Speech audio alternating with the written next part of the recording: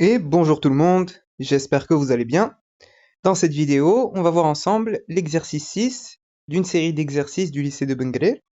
Alors c'est un exercice qui est assez long, mais qui est intéressant à traiter pour le cours sur les suites numériques.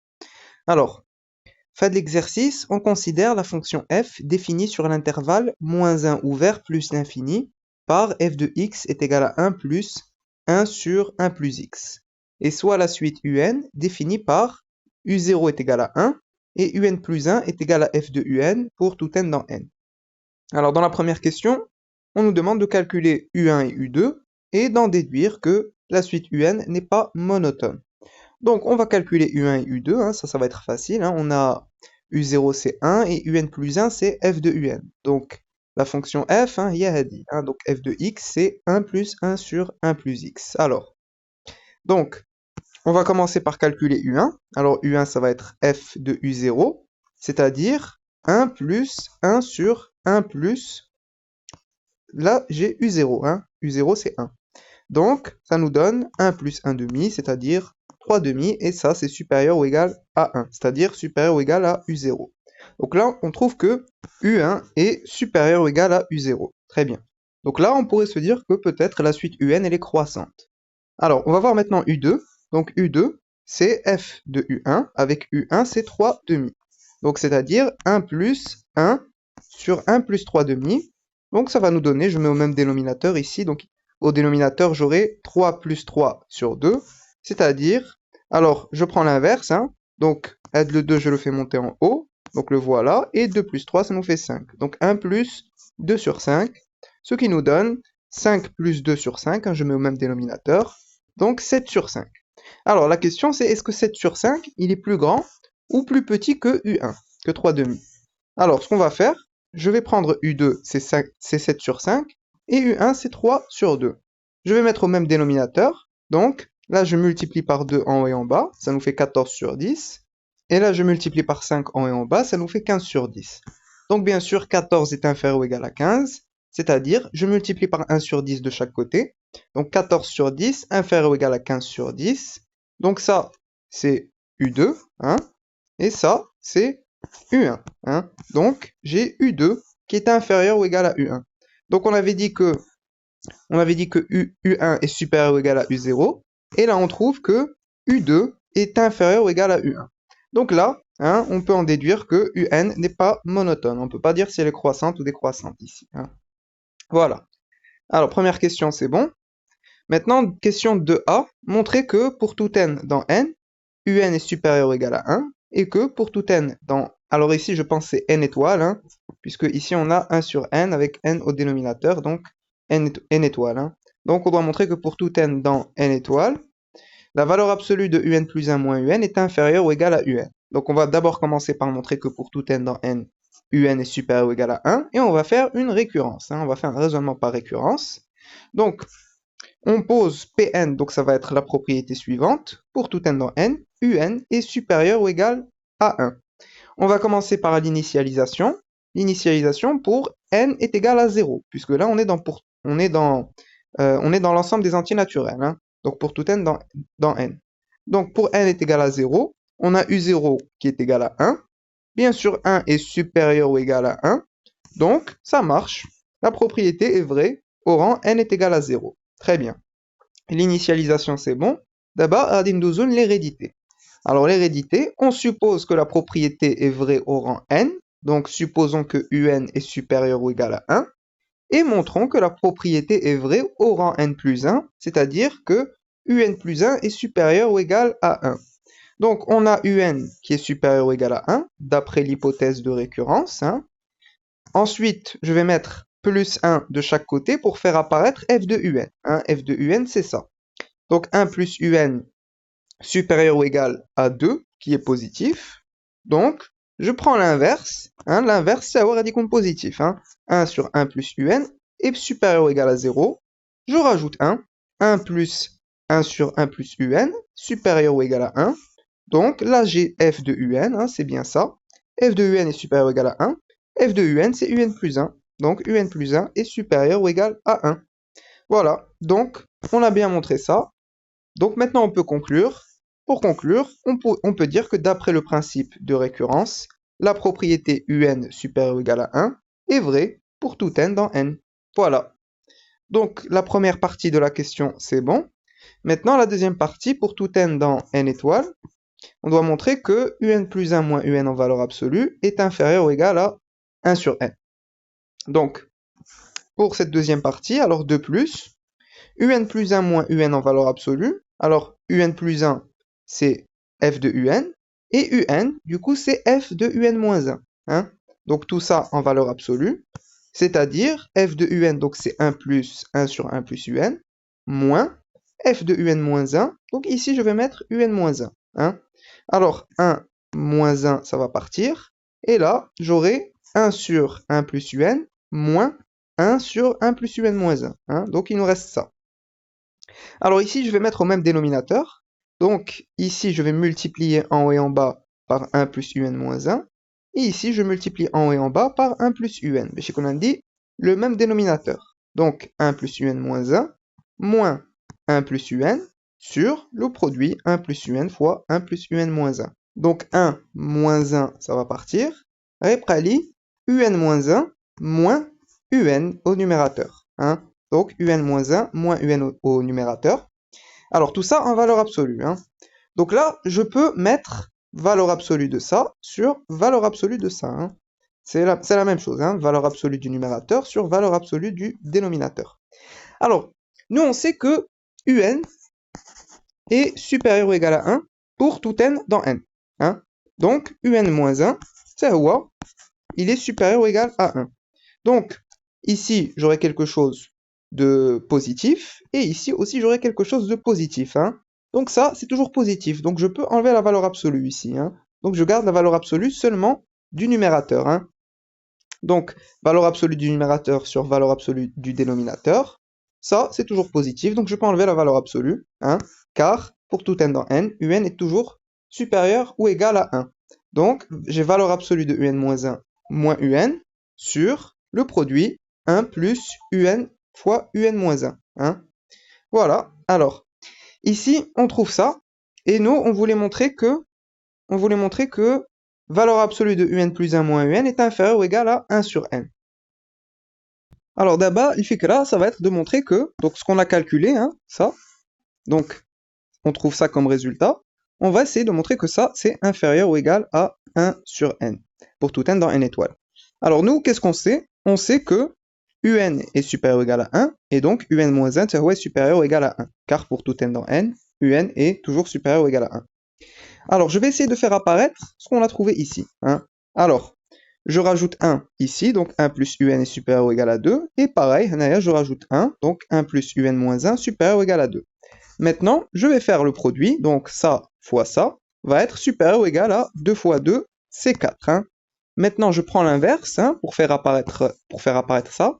Je vais prendre l'inverse, et donc je change le sens de l'inégalité. Donc, inférieur ou égal à 1 sur 4. Hein. Maintenant, je vais multiplier des deux côtés par valeur absolue de un moins 1 moins un, qui est positif. Donc, je mets valeur absolue de un moins 1 moins un ici et ici. Alors, on trouve que ce résultat-là, hein, donc c'était ce qu'on avait ici, c'est valeur absolue de un plus 1 moins un.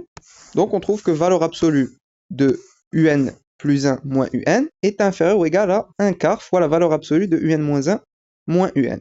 Alors, on n'a toujours pas réussi à montrer que ça, c'est inférieur ou égal à 1 sur n.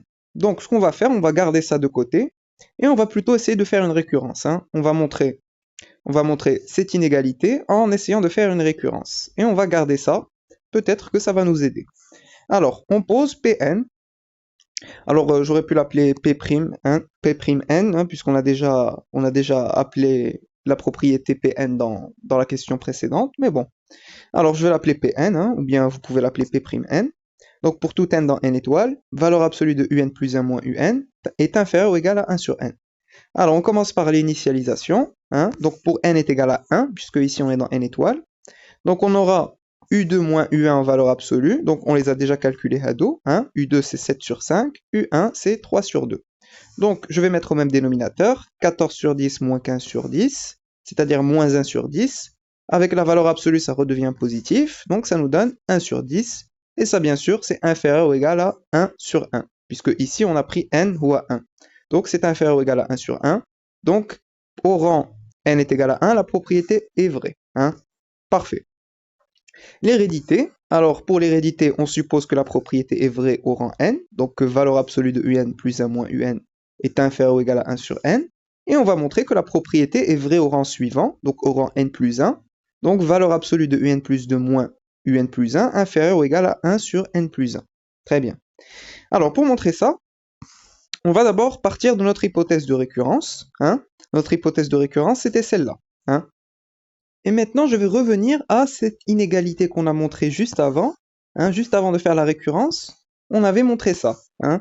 Donc, on avait montré que valeur absolue de un plus 1 moins un est inférieure ou égale à 1 quart fois la valeur absolue de un moins 1 moins un. Hein. Donc, ce qu'on va faire, c'est que on va prendre un plus 2 moins un plus 1 en valeur absolue, inférieur ou égal à 1 quart fois la valeur absolue de un moins un plus 1. Donc ce que j'ai fait, j'ai juste repris cette double inégalité et j'ai mis un plus 1 chacun des indices. Hein. Donc on trouve ça. Hein. Alors ici, j'ai valeur absolue de un moins un plus 1. Comme j'ai une valeur absolue, je peux changer les signes à l'intérieur. Hein. Je peux mettre un plus 1 moins un. C'est la même chose en valeur absolue. Hein. Donc j'inverse les signes. Hein. Donc un plus 1 moins un en valeur absolue. Et ça, ce que j'ai ici, c'est justement ça, qui est inférieur ou égal à 1 sur n, d'après notre hypothèse de récurrence. Hein. Ça, c'est notre hypothèse de récurrence. Donc je vais essayer de faire apparaître ça. Je vais multiplier par 1 quart de chaque côté, qui est strictement positif, donc je ne change pas le sens de l'inégalité. Maintenant, j'ai donc cette double inégalité, hein.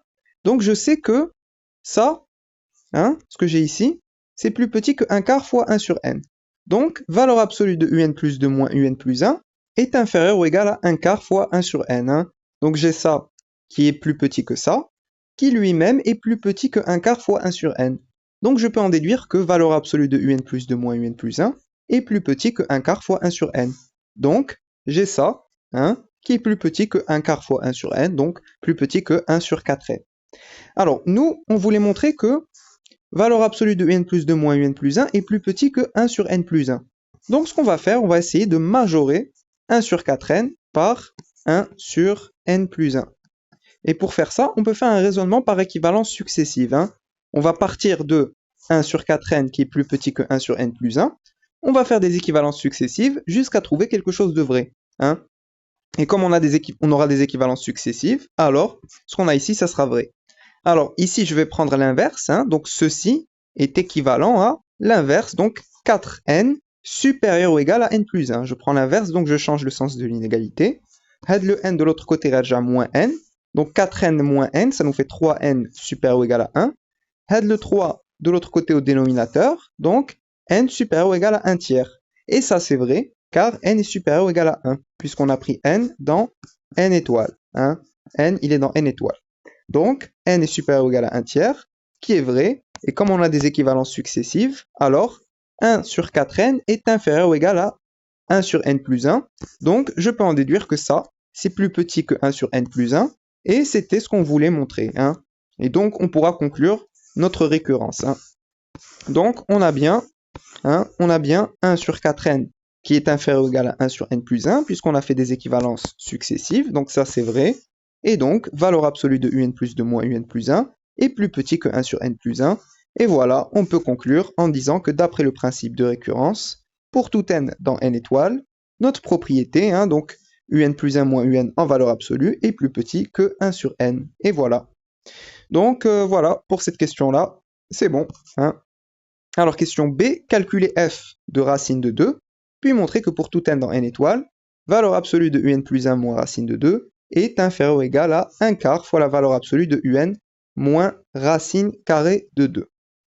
Alors on va d'abord commencer par calculer f de racine de 2. Alors f de x c'est 1 plus 1 sur 1 plus x, donc je vais remplacer x par racine de 2. Hein.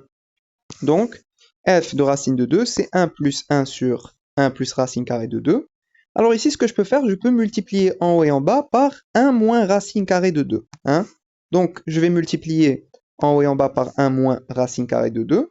Ici, je vais développer. Donc, ici, c'est une identité remarquable. J'aurai 1 au carré moins racine de 2 au carré, c'est-à-dire 1 moins 2, hein, puisque 1 moins racine carrée de 2 au carré, ça va nous faire 1 moins 2. Hein. Donc 1 moins 2 ici. 1 moins 2, ça va nous faire moins 1. Donc j'aurai 1 moins racine carrée de 2. Donc 1 moins 1, ça part. Et il nous reste moins racine de 2, c'est-à-dire racine de 2. Donc on trouve que f de racine de 2, c'est racine de 2. Hein. Donc ensuite, on doit montrer que pour tout n dans n étoiles, un plus 1 moins racine de 2 en valeur absolue est inférieur ou égal à 1 quart fois la valeur absolue de un moins racine de 2. Alors on va d'abord calculer valeur absolue de un plus 1 moins racine carrée de 2. Donc pour tout n dans n étoiles, on a valeur absolue de un plus 1 moins racine de 2 est égal à un plus 1, c'est f de un. Et racine de 2, c'est f de racine de 2, c'est ce qu'on venait de montrer. Hein. Donc f de un moins f de racine de 2 en valeur absolue, c'est-à-dire, alors f de un c'est 1 plus 1 sur 1 plus un, moins f de racine de 2, donc c'est ça. 1 moins 1, ça va partir, radi pralna, ça, hein, moins ça, hein, en valeur absolue. Donc je vais mettre au même dénominateur, donc je multiplie ici en haut et en bas par 1 plus racine de 2, et ici je multiplie en haut et en bas par 1 plus un. Donc ça va nous donner au numérateur 1 plus racine de 2, moins 1 plus un entre parenthèses, et au dénominateur, j'aurai le produit. Donc 1 moins 1, ça part, radi prali, racine de 2 moins un. Hein. Donc racine de 2 moins un. Donc là, comme j'ai une valeur absolue, je peux mettre valeur absolue du numérateur sur valeur absolue du dénominateur. Hein. Et comme on a ça, c'est toujours positif, et ça aussi, c'est toujours positif, puisque un est toujours supérieur ou égal à 1, donc je peux garder seulement la valeur absolue du numérateur. Hein. Puisque ce qu'on a au dénominateur, c'est toujours positif. Donc je garde seulement la valeur absolue du numérateur. Hein. Donc là, on trouve que ça, c'est égal à ça. Hein. Donc l'objectif, comme on veut montrer cette inégalité, donc on va montrer que ce qu'on a trouvé ici, hein, c'est inférieur ou égal à 1 quart fois la valeur absolue de un moins racine carrée de 2. Hein. Alors on va partir de ce qu'on connaît déjà. Donc nous, on sait que un est toujours supérieur ou égal à 1. Et la racine carrée de 2, elle est supérieure ou égale à 1, hein, puisque 2 est supérieur ou égal à 1. Donc si je mets racine carrée des deux côtés, ici j'aurai 1. Racine de 1, c'est 1. Donc on a ça. Pour faire apparaître ça, alors je vais rajouter plus 1 des deux côtés. Ou tiens, je rajoute plus 1, puisque j'ai 1 plus un et 1 plus racine de 2. Donc ici, 1 plus un supérieur ou égal à 2, et 1 plus racine de 2 supérieur ou égal à 2. Maintenant, je fais le produit des deux. Donc, j'aurai le produit qui va être supérieur ou égal à 2 fois 2, c'est 4. Hein. Maintenant, je prends l'inverse, puisque j'ai ça au dénominateur. Donc, je prends l'inverse et je change le sens de l'inégalité. Donc, ça devient inférieur ou égal à 1 quart, hein, l'inverse de 4. Maintenant, je multiplie des deux côtés par valeur absolue de racine de 2 moins un, hein, qui est positif. Donc, je ne change pas le sens de l'inégalité. Très bien. Donc, ça, en fait, c'est valeur absolue de un plus 1 moins racine de 2. Hein. Donc ici j'aurai valeur absolue de un plus 1 moins racine de 2 est inférieur ou égal à 1 quart fois, ici comme j'ai une valeur absolue, je peux inverser les signes, donc j'aurai valeur absolue de un moins racine carrée de 2. Hein. Et donc, je trouve bien cette inégalité, et c'est justement ce qu'il fallait montrer. Voilà. Parfait. Question C, en déduire que un est convergente et calculer sa limite. Alors ici, pour montrer que un elle est convergente, donc nous, on a montré cette inégalité avec n dans n étoiles. Donc je vais voir si elle est aussi valable pour n est égal à 0. Donc ici, on aura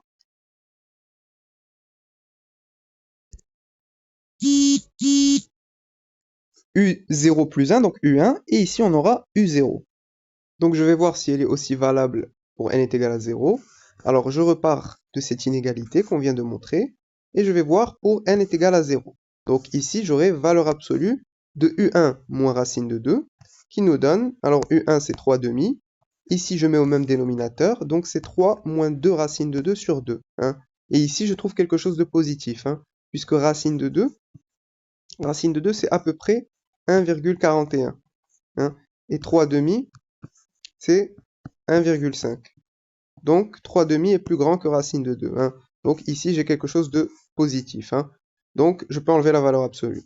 Ensuite, ici, Donc 1 quart fois valeur absolue de U0 moins racine de 2. Donc U0 c'est 1. Donc j'aurai 1 quart fois la valeur absolue de 1 moins racine de 2. Alors racine de 2 c'est plus grand que 1. Donc ici j'ai quelque chose de négatif.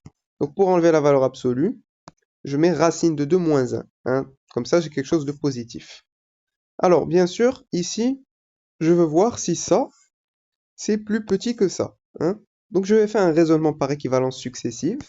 Je pars de cette inégalité, je vais faire des équivalences successives, et si je trouve quelque chose de vrai, alors ce qu'on a ici, c'est vrai aussi. Alors je pars de ça. Ceci est équivalent à, je fais passer le 1 quart de l'autre côté, et qu'on a dit 4 sur 2. Hein. J'aurais du 4 sur 2, donc ça nous fait 2 ici. 2 facteurs de 3 moins 2 racines de 2. Je vais développer ici. Donc j'aurai 2 fois 3, c'est 6. Ensuite, 2 fois moins 2, ça va nous faire moins 4. Donc moins 4 racine de 2. Et ça de l'autre côté, donc moins racine de 2, moins 1. Donc j'ai 6 moins 1, c'est 5. Moins 4 racine de 2, moins racine de 2. Ça va nous faire moins 5 racine de 2. Hein. Donc je factorise par 5. Donc ceci est équivalent à 5 facteur de 1 moins racine de 2 qui est négatif.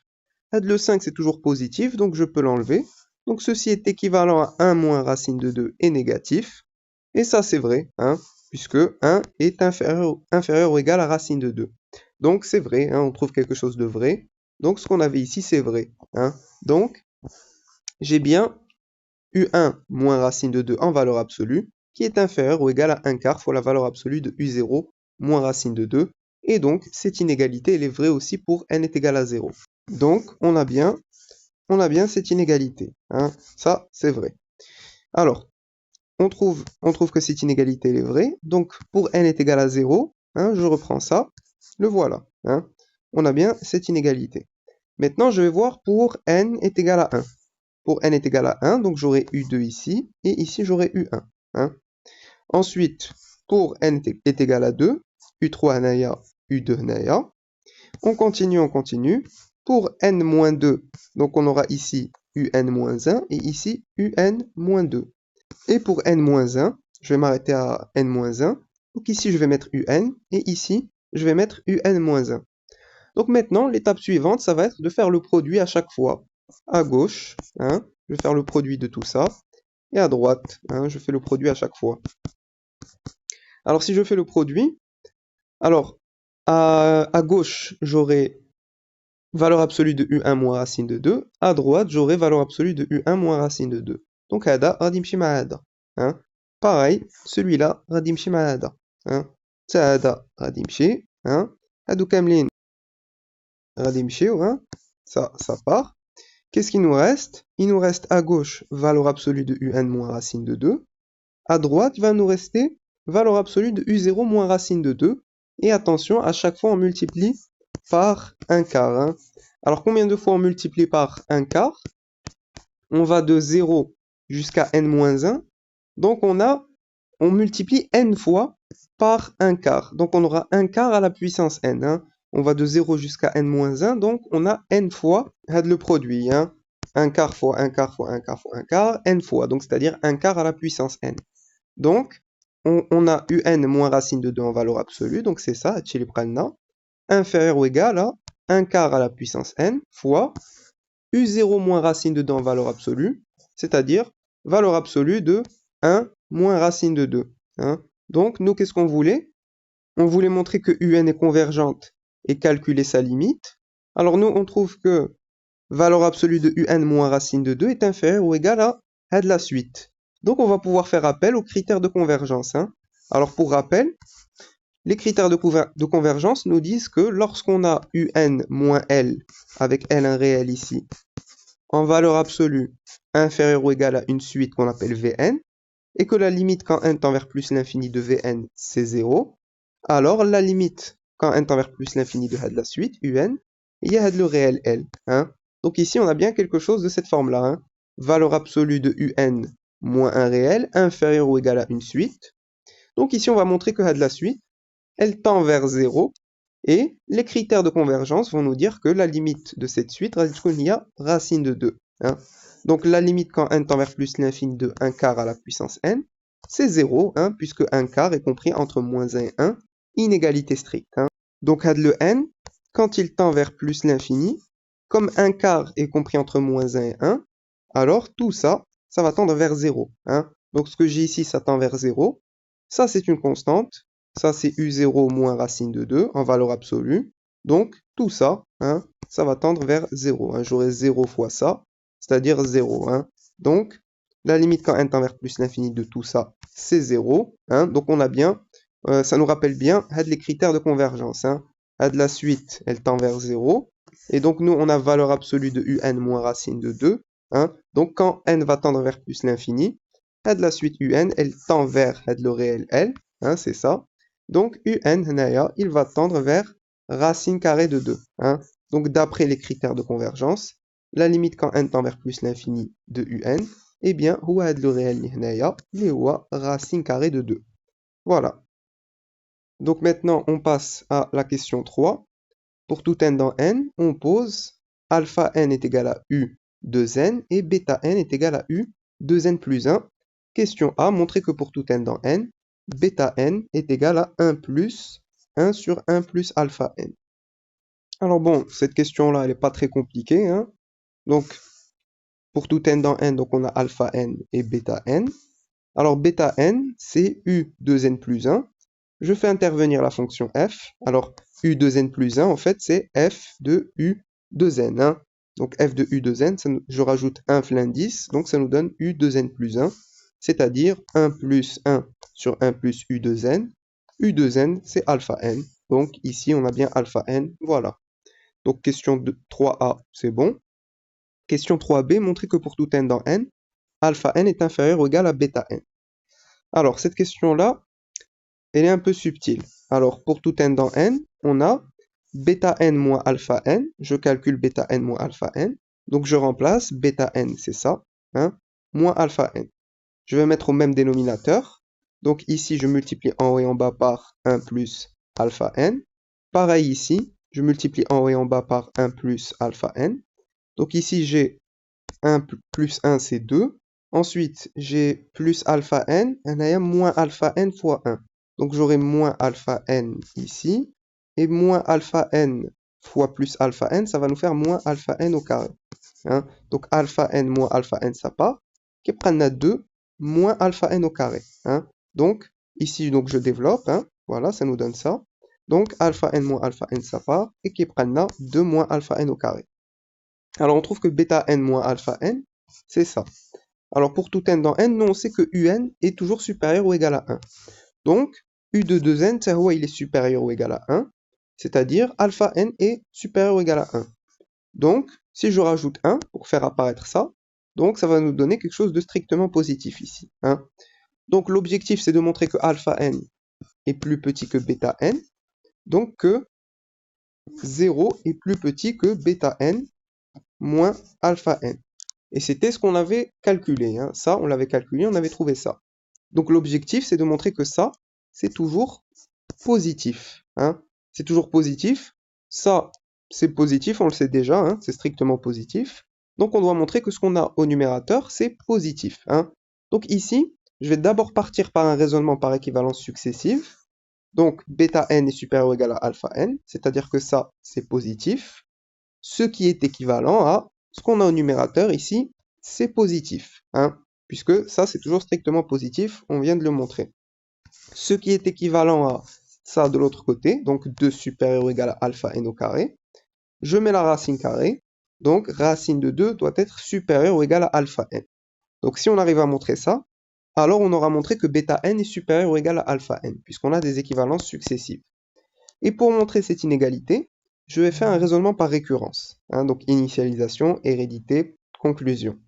Alors on pose Pn, donc c'est cette propriété, pour tout n dans n, racine de 2 est supérieure ou égale à alpha n. On commence par l'initialisation, pour n est égal à 0, puisque ici on a pour tout n dans n, donc 0 compris. Donc pour n est égal à 0, j'ai alpha 0 qui est égal à u 2 fois 0, c'est-à-dire u0, et u0 on le connaît, c'est 1. Et 1, bien sûr, c'est toujours inférieur ou égal à racine de 2. Donc pour n est égal à 0, ça marche. Hein. Donc la propriété est vraie au rang n est égal à 0. Donc l'initialisation, c'est bon. Maintenant, on passe à l'hérédité. Alors l'hérédité, on suppose que la propriété est vraie au rang n, donc que racine de 2 est supérieure ou égale à alpha n, et on montre que la propriété est vraie au rang n plus 1, donc que racine de 2 est supérieure ou égale à alpha n plus 1. Alors, ici, on part de notre hypothèse de récurrence, donc alpha n c'est u de n, inférieur ou égal à racine de 2, et nous on doit montrer que racine de 2 est supérieure ou égale à alpha n plus 1, c'est-à-dire alpha n plus 1 c'est u de n plus 1, entre parenthèses. Hein. Donc si je développe, je trouve ça. Hein. Donc on doit montrer que racine de 2 est supérieure ou égale à u de n plus 2. Alors ici, je vais utiliser la fonction f. Je vais faire l'étude de la fonction f pour voir sa monotonie. Alors je vais calculer la dérivée de la fonction f. Alors la fonction f, quand il y a dit. Hein. Donc je vais calculer sa dérivée. Alors la fonction f qui a x associé 1 plus 1 sur 1 plus x est dérivable sur moins 1 plus l'infini. Hein. Donc pour tout x appartenant à cet intervalle, ici j'ai 1 sur 1 plus x. Donc 1 sur une fonction ici. Donc j'utilise de la formule. La dérivée de 1 sur u, c'est moins 1 sur u au carré. Donc f' de x est égal à la dérivée de 1, c'est 0. Donc ici, j'aurai la dérivée de 1 sur 1 plus x. Ça va nous donner moins la dérivée de ce que j'ai au dénominateur, 1 plus x sur 1 plus x au carré. Alors la dérivée de 1 plus x, c'est 1. Donc radix prali, moins 1 sur 1 plus x au carré. Et ça, c'est toujours strictement négatif. Puisque ce que j'ai ici, c'est toujours strictement positif. Avec le moins ici, ça devient strictement négatif. La dérivée est strictement négative, donc ça veut dire que la fonction f est strictement décroissante sur moins 1 plus l'infini. Donc là, on va essayer de faire intervenir la fonction f. Donc on repart de notre hypothèse de récurrence. On a, pour tout n dans n, u de n inférieur ou égal à racine de 2. Je vais mettre la fonction f, qui est strictement décroissante. Donc je change le sens de l'inégalité. F de u de n supérieur ou égal à f de racine de 2. Ça, on le connaît, f de racine de 2, c'est racine de 2. Et ça, du coup, c'est u de n plus 1. Hein, je rajoute un l'indice, donc u de n plus 1 supérieur ou égal à racine de 2. Je fais encore intervenir la fonction f et je change le sens de l'inégalité. F de u de n plus 1 inférieur ou égal à f de racine de 2. Ça, c'est u de n plus 2. Ça va nous donner ça, hein, c'est-à-dire alpha n plus 1. Hein. Et f de racine de 2, on le connaît, c'est racine de 2. Hein, donc on aura u de n plus 2 inférieur ou égal à racine de 2, c'est-à-dire alpha n plus 1 inférieur ou égal à racine de 2. Et là, c'est bon. Là, c'est bon, on a montré ce qu'on voulait démontrer. Hein. On a bien montré ça. Et donc, on a terminé notre hérédité. Et on pourra conclure en disant que, d'après le principe de récurrence, la propriété alpha n inférieur ou égal à racine de 2 est vraie pour tout n dans n. Et c'était ça notre objectif.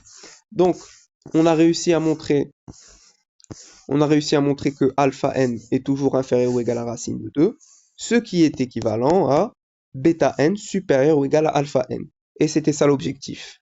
Donc, on peut dire que, tac, donc on a terminé notre récurrence. Donc, pour tout n dans n, on a donc alpha n inférieur ou égal à racine de 2, ce qui est équivalent à alpha n inférieur ou égal à bêta n. Et on a terminé cette question-là. Voilà. Alors maintenant, question C, montrer que alpha n est croissante et bêta n est décroissante, et en déduire que alpha n et bêta n sont convergentes.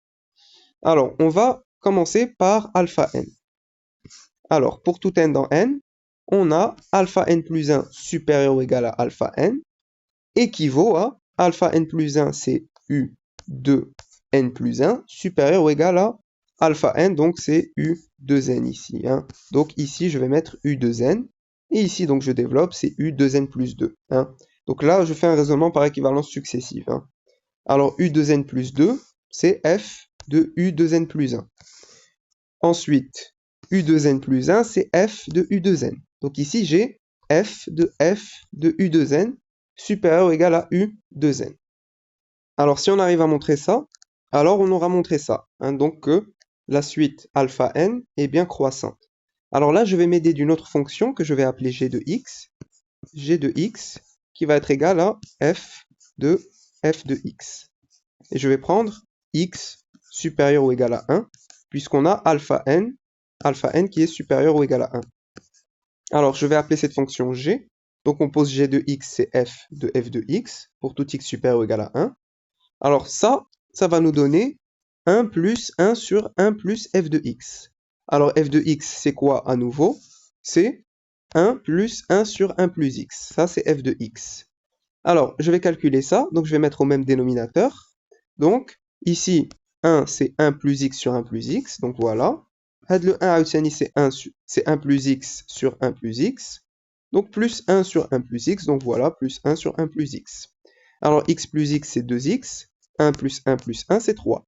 Donc, le 1 plus x, je le fais monter en haut. Donc, 1 plus x sur 2x plus 3. Maintenant, je mets encore au même dénominateur. Donc, le 1, c'est 2x plus 3 sur 2x plus 3. Donc là, j'ai 3 plus 1, c'est 4. Et 2x plus x, c'est 3x. Donc, 3x plus 4. Notre objectif, c'était de montrer que alpha n plus 1 est supérieur ou égal à alpha n.